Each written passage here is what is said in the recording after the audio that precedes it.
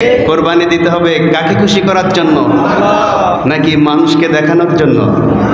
কোরবানি দাও কোরবানি আল্লাহ খুশির জন্য, কোরবানি দাও কোরবানি আল্লাহ খুশির জন্য, তবেই এগো পরকালে হবে তুমি ধন্য।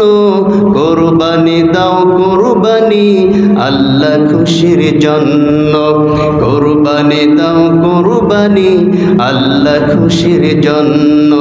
আমার ভাইয়েরা, আমার বন্ধুগণের জন্য আসুন, আমরা যেই কোরবানিটা আল্লাহর জন্য করব, এই কোরবানি কিভাবে আসলো? কোরবানি হচ্ছে একটা ইবাদত। কোরবানিটা কি? একটা ইবাদত। এই ইবাদতটা আল্লাহ পাক রব্বুল আলামিন সর্বপ্রথম করতে বলেছিলেন আদম আলাইহিস সালামের পুত্রদেরকে। আপনারা সকলে জানেন, হাবিল এবং কাবিল দুই ভাই সর্বপ্রথম কোরবানি করেছিলেন।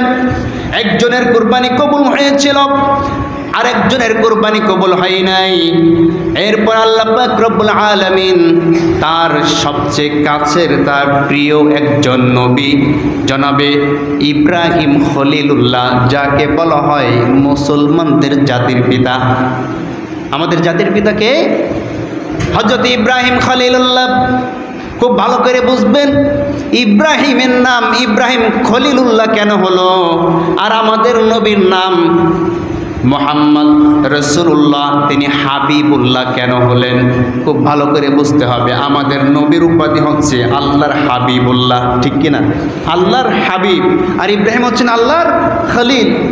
হাবিব শব্দের অর্থ, হাবিবুল্লাহ শব্দের অর্থ হচ্ছে ভালোবেসে। খুব ভালো করে বুঝবেন, হাবিবুল্লাহ শব্দের অর্থ হচ্ছে যাকে ভালোবেসে আল্লাহ সব কিছু উজাড় করে দিয়েছেন, তিনি হচ্ছেন হাবিবুল্লাহ। সুবহানাল্লাহ পড়েন। আল্লাহ পাক আল্লাহর নবীকে ভালোবেসে এই দুনিয়ার সব কিছু আল্লাহর নবীর জন্য উজাড় করে দিয়েছিলেন। কোন সুবহানাল্লাহ। নবীজিকে ডাক দিয়ে আল্লাহ বলছেন, নবী তুমি যদি দুনিয়ার সম্পদ চাও আমাকে বলো, এই দুনিয়ার সমস্ত সম্পদ তোমার পায়ের নিচে আমি এসে হাজির করে দেব। এমনকি তুমি যদি চাও উহুদ পরিমাণ স্বর্ণ তোমার চাও, ওই উহুদ পাহাড়কে তোমার জন্য স্বর্ণে পরিণত করে দেব। আল্লাহ নবী বলেন, দুনিয়ার বুকে আমি আরাম আয়েশ চাই না, দুনিয়ায় আপনাকে সন্তুষ্টি করে আমি আখিরাতে যেতে চাই। কোন সুবহানাল্লাহ। আমার ভাইয়েরা, আর খালিলুল্লাহ শব্দের অর্থ হচ্ছে ভালোবেসে তার কাছ থেকে সব কিছু নিয়ে নেওয়া। আল্লাহ নবীকে ভালোবেসে আল্লাহ পাক সব কিছু দান করে দিয়েছিলেন, আর ইব্রাহিম আলাইহিস সালামকে ভালোবেসে আল্লাহ পাক পরীক্ষা করে ইব্রাহিমের কাছ থেকে নিয়ে নিয়েছিলেন। ইব্রাহিমকে আল্লাহ পাক অনেক বেশি পরীক্ষা করেছেন, ঠিক কিনা জোরে বলেন? 16 বছর থেকে পরীক্ষা শুরু। কত বছর? 16 বছর থেকে পরীক্ষা শুরু। ইব্রাহিম আলাইহিস সালামকে অগ্নিকুণ্ডের মধ্যে নিক্ষেপ করা হলো। অগ্নিকুণ্ডে নিক্ষেপ করার পর ইব্রাহিম অগ্নিকুণ্ড থেকে যখন আল্লাহর রহমতে বেঁচে আসলেন, আল্লাহ পাক রব্বুল আলামিনের পরীক্ষায় তিনি উত্তীর্ণ হলেন। এবার ইব্রাহিম আলাইহিস সালামকে পরীক্ষা নেওয়ার জন্য আল্লাহ পাক রব্বুল আলামিন বিবাহের পরে তাকে কোনো সন্তান দিলেন না। দেখলেন যে ইব্রাহিমকে সন্তান না দিলে ইব্রাহিম আমি বাদ দিয়ে অন্য কারো কাছে যাই কিনা, আমরা যেমন যাই।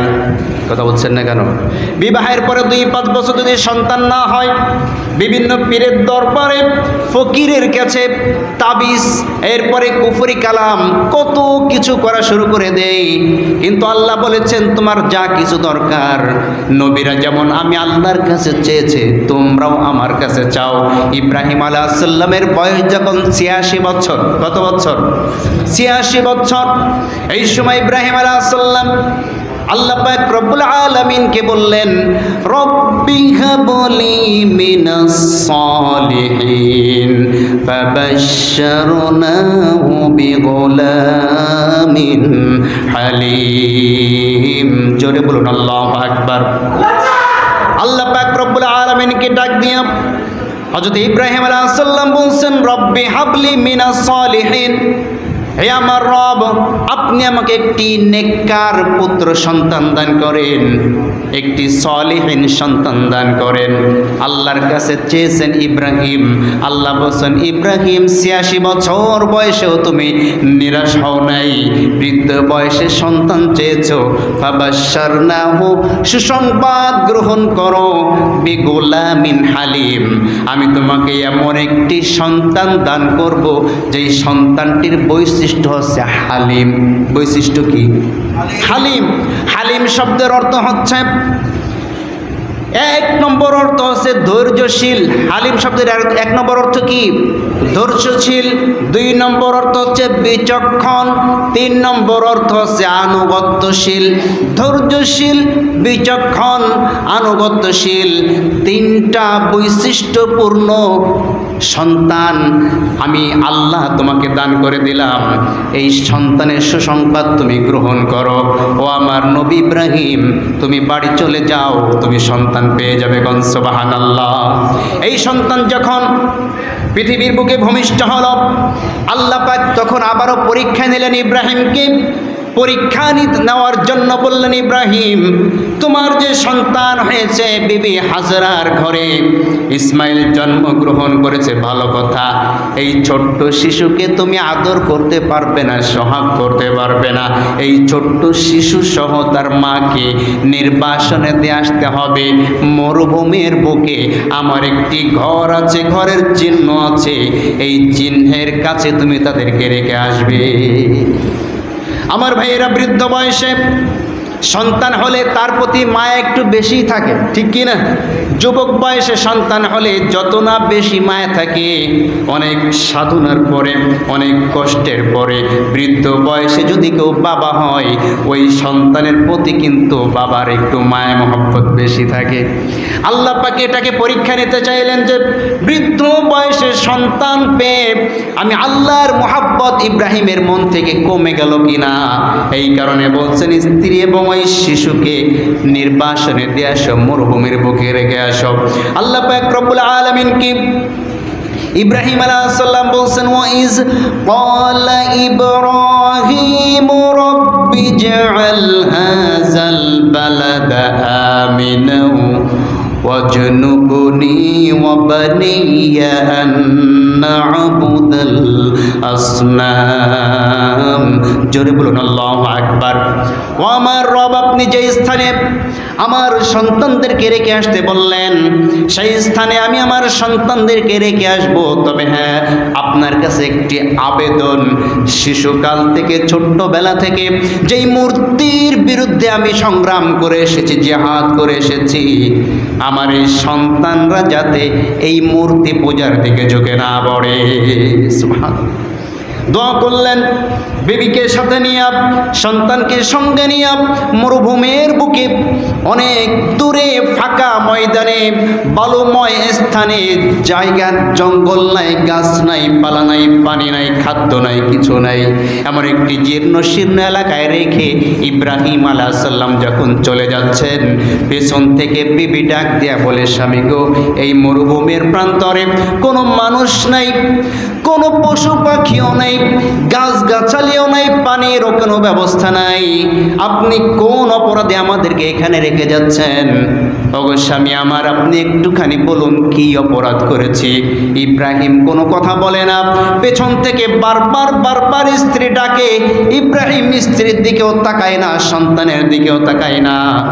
এবার বিবি হাজেরা পেছন থেকে বলছে, ওগো স্বামী, আমাদেরকে এইখানে রাখার জন্য কি আপনাকে আল্লাহ হুকুম করেছে নাকি? ইব্রাহিম আলাইহিস সালাম তখন উপর দিকে আঙ্গুল তুলে দিয়া ইশারায় বিবিকে বুঝিয়ে দিলেন, হ্যাঁ, এটা আমার আল্লাহর হুকুম। এবার বিবি হাজেরা বলছেন, ও ইব্রাহিম, আপনি কোনো টেনশন করবেন না, কোনো দুঃখ করবেন না। আপনার রব যেহেতু আমাকে এই মরুভূমিতে রাখার জন্য হুকুম করে দিয়েছেন, আপনার রবের হুকুমের কাছে আমি আপনার স্ত্রী আত্মসমর্পণ করলাম। কোন সুবহানাল্লাহ। আমার ভাইরা, ইসলাম এসেছে আত্মসমর্পণের মাধ্যমে, ঠিক কিনা জোরে বলেন? যারা আত্মসমর্পণ করতে পারবে তারা হচ্ছে মুসলমান। এবং এই আত্মসমর্পণকারী হিসাবে ইব্রাহিমের পরিচয় আল্লাহ আমাদেরকে দিয়েছেন। আল্লাহ পাক রব্বুল আলামিন বলেন, ইয ক্বালা লাহু রাব্বুহু আসলিম ক্বালা আসলামতু লিরাব্বিল আলামিন। জোরে বলুন আল্লাহু আকবার। ইয ক্বালা লাহু রাব্বুহু আসলিম, ইব্রাহিমের রব যখন তাকে ডাক দেয়া বলছেন, ইব্রাহিম তুমি আত্মসমর্পণ করো। ইব্রাহিম বললেন, আসলামতু লিরাব্বিল আলামিন, আমি গোটা বিশ্বজাহানের রব আল্লাহ পাক রব্বুল আলামিনের নিকটে আত্মসমর্পণ করে দিলাম। কোন সুবহানাল্লাহ। এবার আল্লাহ বলছেন যে আত্মসমর্পণ করেছি এটা তুমি শুধু মুখে বললেই হবে না, আমি আল্লাহ তোমাকে পরীক্ষা নেব। ঠিক কি না?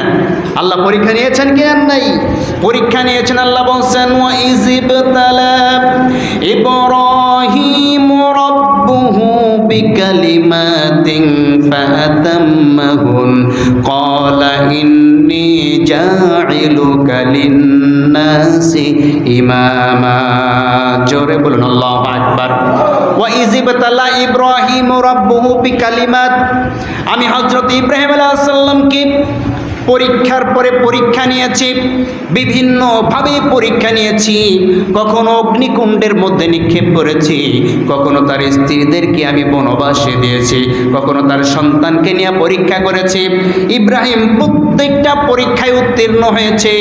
পরীক্ষা নেওয়ার পরে যখন পাশ করতে পেরেছে তখনই আমি ইব্রাহিমকে জাতির নেতা বানিয়ে দিয়েছি। কোন সুবহানাল্লাহ। সুতরাং জাতির নেতা হতে হলে যেন তেনভাবে নেতা হওয়া যায় না। প্রকৃতপক্ষে নেতা হতে চাইলে আল্লাহর দরবারে পরীক্ষা দিতে হবে। ঠিক কি না? পরীক্ষা দিয়া উত্তীর্ণ হতে পারলেই আল্লাহ আপনাকে জাতির নেতা বানাবেন। সুবহানাল্লাহ পড়েন। আমার ভাইয়েরা, ইব্রাহিম আলাইহিস সালাম যখন তার স্ত্রীদেরকে রেখে চলে যাচ্ছিলেন, বহুদূর চলে গেলেন, যাওয়ার পরে পিছনে তাকিয়ে দেখেন স্ত্রীকে দেখা যায় না, সন্তানকে দেখা যায় না। এবার ইব্রাহিম আলাইহিস সালাম আল্লাহর কাছে দোয়া করলেন, আল্লাহ আমি আমার স্ত্রীর সন্তানকে যে স্থানে রেখে এসেছি, পানি নাই, খাদ্য নাই, গাছ নাই, কিছু নাই, তুমি এইখানে তাদের জন্য রিজিকের ব্যবস্থা করে দাও, তাদের জন্য এইখানে মানুষদেরকে অনুগত বানিয়ে দাও, যাতে করে তারা সেইখানে একাকিত্বভাবে বসবাস না করা লাগে। হে আল্লাহ, আমার সন্তানদের মধ্যে তুমি নেককার এবং সালেহিন বানাও, তাদেরকে নামাজি বানাও। আর ইনদা বাইতিকাল মুকাররম রব্বানা লিয়াকিমুস সালাহ ফাজআল আফইদাতাম মিনান নাস তাহবি ইলাইহিম ওয়ারযুকহুম মিনাস সামারাত লাআল্লাহুম ইয়ারযুকুন। সুবহানাল্লাহ পড়েন। আল্লাহ আপনি মানুষদেরকে ওদিকে ঝুঁকিয়ে দেন এবং সেইখানে নামাজের স্থান বানান, আর সেইখানে আপনি রিজিকের ব্যবস্থা করে দেন। রব্বুল আলামিন আপনি সেইখানে আঙ্গুরের ব্যবস্থা করেন, খেজুরের ব্যবস্থা করেন। সুবহানাল্লাহ পড়েন। আমার ভাইয়েরা, এই দোয়া করে ইব্রাহিম আলাইহিস সালাম চলে গেলেন। চলে যাওয়ার পরে 10টি বছর অথবা 11টি বছর পার হয়ে গেল। 11 বছর পার হয়ে যাওয়ার পরে এবার ইব্রাহিম আলাইহিস সালাম যখন তার সন্তানকে দেখতে গেলেন, গিয়ে দেখলেন ইব্রাহিমের সন্তান ইসমাইল তখন দৌড়াইতে পারে। সুবহানাল্লাহ পড়েন। 11 বছর বয়স। কত বছর? সন্তানের বছর 11 বছর বয়স, আর ইব্রাহিম আলাইহিস সালামের বয়স 97 বছর। কত বছর? 97 বছরের বৃদ্ধ 11 বছরের সন্তানকে পেয়ে কত খুশি, হাত ধরে নিয়ে ঘুরে বেড়ায়, বিভিন্ন জায়গায় জঙ্গলে কাঠ কাটতে যায়, সন্তানকে কোলে নেয়, জমা খায়। আল্লাহ বললেন যে পরীক্ষা আর একটু নিতে হবে, পরীক্ষা আরো একটু নিতে হবে, যে এইবার অতি বৃদ্ধ বয়সে এই সন্তান পাওয়ার পরে আমার চাইতে সন্তানকে বেশি ভালোবাসে নাকি আমি আল্লাহকে বেশি ভালোবাসি। আল্লাহ পাক রব্বুল আলামিন ডাক দেয়া বলছেন, ফালাম্মা বালাগা মাআহুস সা'য়া ক্বালা ইয়া বুনাইয়া ইন্নী আরা ফিল মানাম আন্নী আযবাহুকা ফানজুর মাযা তারা ক্বালা ইয়া আবাতি ফাআল মা তু'মার সাতাজিদুনি ইনশাআল্লাহু মিনাস সাবিরিন। জোরে বলুন আল্লাহু আকবার। ফালাম্মা বালাগা মাআহুস সা'য়া, যখন সেই সন্তান এমন বয়সে উপনীত হলো যা যখন সে তার পিতার সঙ্গে দৌড়াদৌড়ি করতে পারে, সাইয়া শব্দের অর্থ হচ্ছে সাই থেকে, সাই শব্দের অর্থ হচ্ছে দৌড়াদৌড়ি করা, ঠিক কিনা? যখন তার পিতার সঙ্গে সন্তান দৌড়াদৌড়ি করতে পারে, 11 বছর বয়স যখন হয়ে গেল, তখন আমি ইব্রাহিমকে পরীক্ষা নিলাম। হযরত ইব্রাহিম রাত্রবেলায় ঘুমিয়ে আছে, স্বপ্ন দেখলেন তিনি তার কলিজার টুকরা সন্তানকে জবাই করতেছে। জিলহজ মাসের 7 তারিখে রাত্রে তিনি এই স্বপ্নটি দেখলেন। স্বপ্ন দেখে সারা দিন তিনি চিন্তিত অবস্থায় ছিলেন, কি স্বপ্ন দেখলাম, কারণ নবীদের স্বপ্নটাও ছিল ওহী, ঠিক কিনা? সারাদিন চিন্তিত ছিলেন। এই কারণে 7 তারিখ দিবাগত রাতটাকে বলা হয় চিন্তা করার দিন। কিসের দিন? চিন্তা করার দিন। আমার ভাইয়েরা, এবার ইবলিস শয়তান এসে ইব্রাহিম আলাইহিস সালামকে ধোঁকা দেওয়ার জন্য বলছেন, ইব্রাহিম তুমি এই নিয়ে দুশ্চিন্তা করো না, কারণ এই যে স্বপ্নটা তুমি দেখেছো, এই স্বপ্নটা বোধহয় তোমাকে ইবলিস দেখিয়েছে। কি দেখিয়েছে? ইবলিস দেখিয়েছে। দেখেন কত বড় বদমাইশ, নিজের বিরুদ্ধে বদনাম দিয়ে হলেও ভালো কাজ থেকে মানুষকে সরাইতে হবে, এটা ইবলিসের কাজ। কথা বলছেন না কেন? আমাদের সমাজেও কিছু মানুষ এমন আছে, নিজের দলের বিরুদ্ধে বলে, নিজের নেতার বিরুদ্ধে বলে, মাঝে মাঝে নিজের বিরুদ্ধেও কথা বলে, যাতে মানুষ ভালো কাজ থেকে দূরে সরে যায়। কথা বলছেন না কেন? আমার ভাইয়েরা, পরের দিন ইব্রাহিম আলাইহিস সালাম আবারও একই স্বপ্ন দেখলেন। আবারও একই স্বপ্ন দেখার পরে এবার ইব্রাহিম আলাইহিস সালাম বুঝতে পারলেন যে এটা যেন তেন স্বপ্ন নয়, এটা আল্লাহর পক্ষ থেকে এসেছে, সুতরাং অবশ্যই এই স্বপ্ন আমাকে পূরণ করতে হবে। এবার তিনি চলে গেলেন তার কলিজার টুকরা সন্তানের কাছে। মায়ের কাছে গিয়ে বলছেন, ও ইসমাইলের মা, তুমি ইসমাইলকে ভালোভাবে জামা কাপড় পরিয়ে দাও, আমি একটু আমার সন্তানকে নিয়ে পাহাড়ি অঞ্চলে যাবে, একটা কাজ আছে। আর একটা তাফসীরের মধ্যে লেখা হয়, আমার সন্তানকে আমার সঙ্গে একটু দাও, আমি একটু কাঠ, খড়ি, লাকড়ি জোগাড় করতে যাব। কি জোগাড় করতে যাবে? লাকড়ি জোগাড় করতে যাবেন। এই কথা বলে মায়ের কাছ থেকে সন্তানকে নিয়ে যাওয়া হলো। যখন তার মার কাছ থেকে সন্তানকে নিয়ে যাচ্ছে, ইবলিস গিয়ে হাজেরাকে বলছে, হাজেরা তুমি কি জানো তোমার সন্তান ইসমাইলকে ইব্রাহিম কেন নিয়ে যায়? বলছে কাঠ সংগ্রহ করতে নিয়ে যায়। না না, কাঠ সংগ্রহ করতে নিয়ে যায় না, আজকে তোমার সন্তানকে ইসমাইল জবেহ করার জন্য নিয়ে যাচ্ছে, জবেহ করার জন্য নিয়ে যাচ্ছে। হযরত হাজেরা বলছেন, অসম্ভব, পিতা কখনো সন্তানকে জবেহ করতে পারে না, আমি বিশ্বাস করি না। বলছে অবশ্যই তোমাকে বিশ্বাস করতে হবে। কেন তোমার কথা বিশ্বাস করব? কারণ ইব্রাহিমের রব ইব্রাহিমকে বলেছে তার সন্তানকে কোরবানি করতে। সঙ্গে সঙ্গে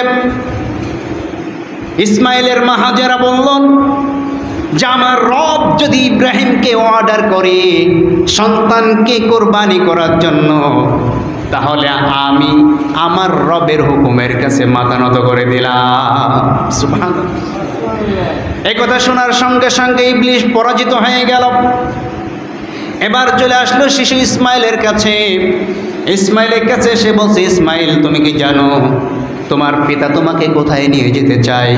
ইসমাইল বলছে, আমার পিতা আমাকে কাজে নিয়ে যাচ্ছে, কাঠ কাটার জন্য না, তোমাকে কাঠ সংগ্রহ করার জন্য নিচ্ছে না, তোমার পিতা আজকে তোমাকে জবেহ করবে। ইসমাইল বলছে, আমি বিশ্বাস করি না। ইবলিস বলছে, অবশ্যই বিশ্বাস করতে হবে, কারণ ইব্রাহিমের রব তাকে অর্ডার দিয়েছে তোমাকে কোরবানি করার জন্য।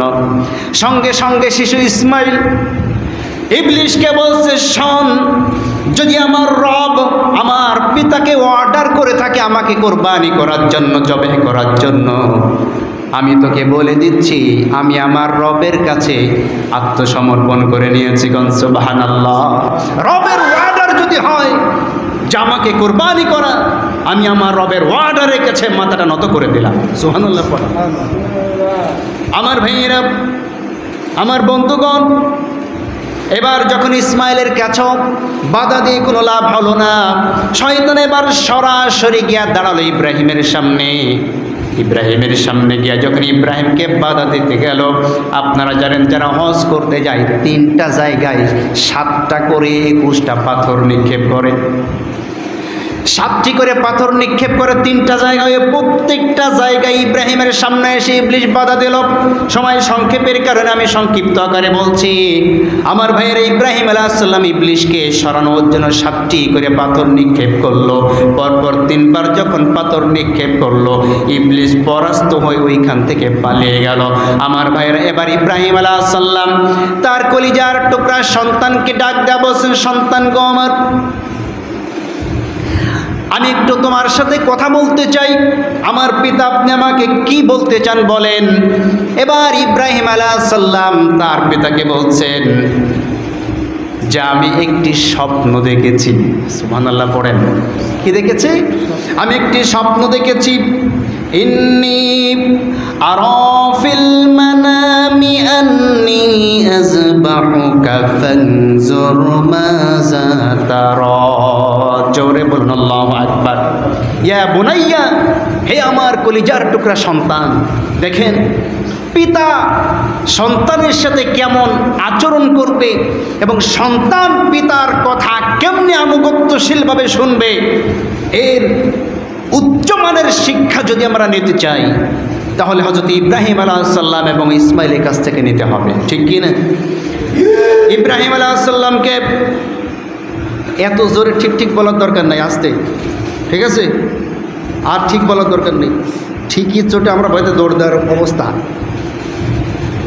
আমার ভাইয়েরা, হযরত ইব্রাহিম আলাইহিস সালাম তার কলিজার টুকরা সন্তানকে বলছেন, ইয়া বুনাইয়া, হে আমার কলিজার টুকরা সন্তান, ইন্নী আরা ফিল মানাম, আমি একটি স্বপ্ন দেখলাম, আন্নী আযবাহুকা, আমি তোমাকে যেন জবে করছি। ফানজুর, তুমি একটু চিন্তা করো, একটু গবেষণা করো, তুমি একটু চিন্তা করে দেখো, একটু তোমার রায়টা তুমি আমাকে দাও। মাজা তারা, আমি যেটা দেখেছি এই বিষয়ে তোমার মতামতটা আমাকে জানাও। সুবহানাল্লাহ পড়েন। ইব্রাহিম আলাইহিস সালামের কথা শ্রবণ করার সঙ্গে সঙ্গে যখন তিনি শুনতে পেলেন যে তার পিতা তাকে জবাহ করার জন্য নিয়ে আসছে, ইসমাইল আলাইহিস সালাম তো ভয়তে দৌড় দিয়েছিলেন। কথা বলছেন না? দৌড় দিয়েছে, খাইছে রে, এখন থাকলেই তো আমাকে জবাহ করে ফেলবে। আমাদের সন্তানদেরকে যদি আমরা বলি যে তোমার আজকে জবাই করবো, ওই সন্তানকে ওখানে থাকবে, বলবে আসা উল্টা তোমারও জবাই করবে। কথা বলছেন না কেন? কারণ আমরা আমাদের সন্তানদেরকে ইসমাইলের মতো শিক্ষা দিতে পারিনি। ইসমাইলকে ইব্রাহিম আলাইহিস সালাম যে শিক্ষা দিয়েছিলেন, অথবা ইব্রাহিম আলাইহিস সালামের স্ত্রী হাজেরা তার সন্তানকে যে শিক্ষা দিয়েছিলেন, আমরা আমাদের সন্তানদেরকে এই শিক্ষা দিতে পারি না। এই কারণেই আমাদের সন্তানরা আমাদের কথা শোনে না। বলি যদি ডাইনে যাইতে যায় বামে, ঠিক কি না? আমার ভাইয়েরা, ইসমাইল বললেন, আপনি যেটা দেখেছেন, ইয়া আবাতি, ও আমার শ্রদ্ধা ভাজন পিতা, ইফআল মা তুমার, আপনি যা দেখেছেন সেই কাজ আপনি সংগঠিত করুন। সাতাজিদুনি ইনশাআল্লাহু মিনাস সাবিরিন, অবশ্যই আপনি আমাকে ধৈর্যশীলদের অন্তর্ভুক্ত পেয়ে যাবেন। কোন সুবহানাল্লাহ। আমার ভাইয়েরা, হযরত ইব্রাহিম আলাইহিস সালাম ইসমাইলের কথা শুনে আনন্দে উৎফুল্ল হয়ে গেলেন। এবার ইসমাইল আলাইহিস সালামকে যখন মিনার প্রান্তরে নিয়ে যাওয়া হলো, মিনার প্রান্তরে গিয়া ইসমাইল বলছে, আমার পিতা, আপনি আমাকে যখন জবাহ করবেন, আমার গায়ের থেকে আমার জামাটা আপনি খুলে নেবেন।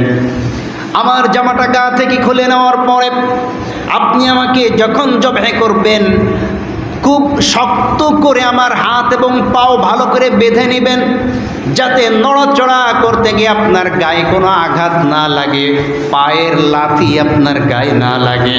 ও আমার কলিজার টুকরা পিতা, আপনি আর একটা কাজ করবেন, আমার ওই জামাটা দিয়ে আপনার চক্ষু দুইটা বেঁধে নেবেন। তার কারণ হচ্ছে, আপনি যখন আমাকে জবাহ করার জন্য যাবেন, জবাহ করতে গিয়ে আপনি যদি আমার চেহারার দিকে আপনার চোখ পড়ে, হয়তোবা সন্তানের প্রতি মায়ার কারণে আপনি আল্লাহর হুকুম পালন করতে পারবেন না, সুতরাং যখন জবে করবেন আপনি চোখ দুইটা বেঁধে নেবেন। আমার ভাইরা এভাবে করে কথোপকথন যখন হচ্ছিল, বিশ্বের একটা নজিরবিহীন ইতিহাস যখন সৃষ্টি হতে যাচ্ছিল, আকাশ বাতাস ভারী হয়ে কান্নার রোল পড়ে গেল, ফেরেশতাদের মধ্যে কান্নার রোল পড়ে গেল। কারণ পরবর্তীতে কি হতে যাচ্ছে এটা ইব্রাহিমও জানে না, পরবর্তীতে কি হতে যাচ্ছে এটা ইসমাইলও জানে না, পরবর্তীতে কি হতে যাচ্ছে এটা ফেরেশতারাও জানে না, কেউ জানে না। জানে নাকি? আসতে বলবে না জানে। ইব্রাহিম তো জানে না যে জবে হবে না, এটা কি ইব্রাহিম জানতো? ইসমাইল কি জানতো নাকি যে গলা কাটবে না? কখনো জানতো না, কিন্তু মৃত্যুর সামনে নিজেকে পেশ করে দিলেন, আল্লাহর দরবারে সন্তানকে কোরবানি করতে গেলেন ইব্রাহিম কেবলমাত্র আল্লাহর হুকুম পালন করার জন্য। সুতরাং আল্লাহর হুকুম পালন করতে গিয়া নিজেদের জীবন, নিজেদের সংসার, নিজের সব কিছুকে যদি ত্যাগ করতে হয়, তাহলে আল্লাহর হুকুমকে প্রাধান্য দিয়া সব কিছু ত্যাগ করার নাম হচ্ছে ইসলাম। ঠিক কি না আমার ভাইয়েরা? কান্নার রোল পড়ে গেল সারা পৃথিবীর বুকে, পৃথিবীর আকাশ বাতাস ভারী হয়ে গেল। ইব্রাহিম আলাইহিস সালাম চোখটা বেঁধে ইসমাইলের গলায় যখন ছুরিটা চালিয়ে দিয়েছে, বারবার ছুরি চালায় কিন্তু ইসমাইলের গলা তো কাটে না। ইব্রাহিম আলাইহিস সালাম রাগান্বিত অবস্থায় ছুরিটা আরো ভালোভাবে ধার দিয়ে আবারও যখন গলায় পোঁচ দিলেন, গলাটা কাটে না। ইসমাইল ডাক দেয়া বলছেন, বাবা আপনি আমাকে কাট করে শোয়ান। কি করে শোয়ান? আপনি আমাকে কাট করে শুয়ে দেখেন আমার গলাটা কাটে কিনা। আল্লাহ পাক রব্বুল আলামিন বলছেন, ফালাম্মা আসলামা ওয়া তাল্লাহু লিল জাবিন ওয়া নাদাইনাহু আইয়া ইব্রাহিম। জোরে বলুন আল্লাহু আকবার। ফালাম্মা আসলামা, আল্লাহ ডাক দেয়া বলছেন, তারা দুইজনই আমার হুকুমের সামনে আত্মসমর্পণ করে দিল, তারা আমার হুকুম পালন করার জন্য রেডি হয়ে গেল। পিতা তার সন্তানের গলায় ছুরি চালিয়ে দিল, সন্তান ছুরির তলায় গলাটা রেখে দিল। সন্তান এইখানে অধৈর্যের পরিচয় দেয় নাই। আমি আল্লাহ তাদের উপর খুশি হয়ে গেলাম, সঙ্গে সঙ্গে জিবরিল আলাইহিস সালামকে পাঠাইয়া দিলাম, জিবরিল যাও যাও তাড়াতাড়ি চলে যাও, হযরতে আদম আলাইহিস সালামের বড় ছোট সন্তান যেই দুম্বাটি আমার জন্য কুরবানি করেছিল, এই বড় শিংওয়ালা দুম্বাটি ইসমাইলের জন্য নিয়ে যাও এবং ইব্রাহিমের ছুরির নিচে ধরো। হযরত ইব্রাহিম আলাইহিস সালাম ছুরি দিয়ে যখন পৌঁছাইতে জিবরিল আলাইহিস সালাম এসে ইসমাইলকে সরাইয়া দিয়া ওই দুম্বাটি যখন ইব্রাহিমের ছুরির নিচে ধরেছে, ধরার পরে ইব্রাহিম ছুরি চালাচ্ছে আর বলছে আল্লাহু আকবার, আল্লাহু আকবার। কি বলছে?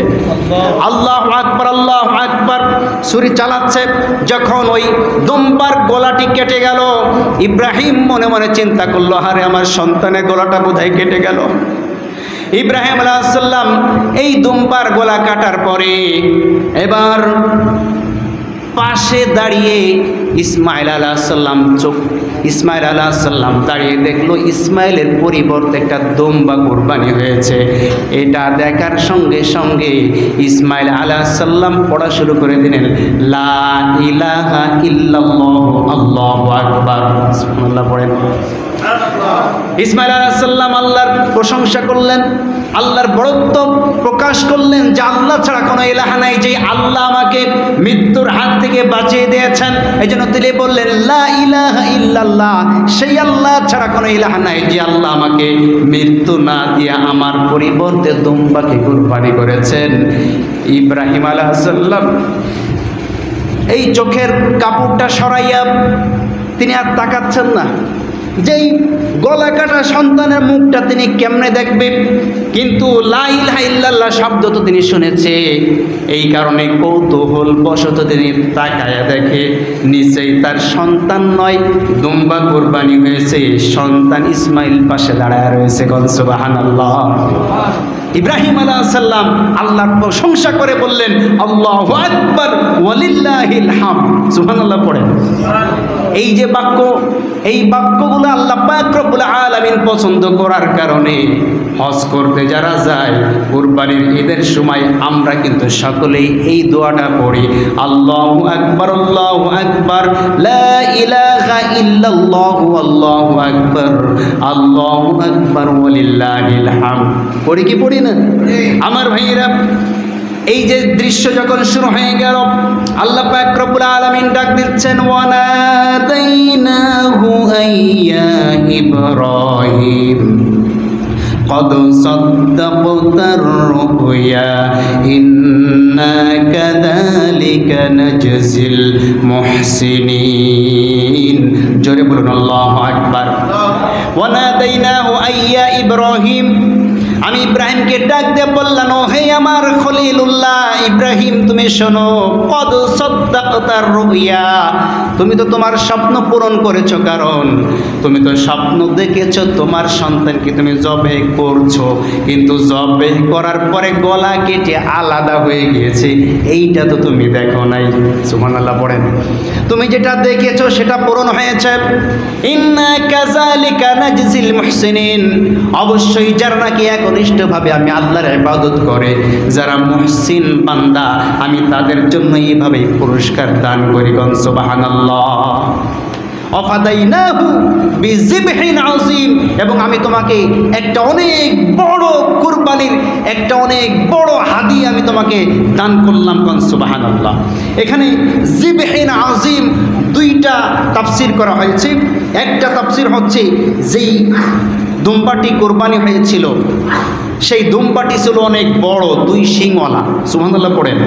এই শিংয়ের কথা বলা হয়েছে, দুম্বার কথা বলা হয়েছে যে ইব্রাহিম আলাইহিস সালাম এই কোরবানির এই মাথাটা, অর্থাৎ এই দুম্বার মাথার শিংওয়ালা মাথাটা ঝুলিয়ে রেখেছিল কাবা ঘরের সাথে। কোথায় ঝুলিয়ে রেখেছিলেন? কাবা ঘর নির্মাণ করে সেখানে ঝোলানো ছিল।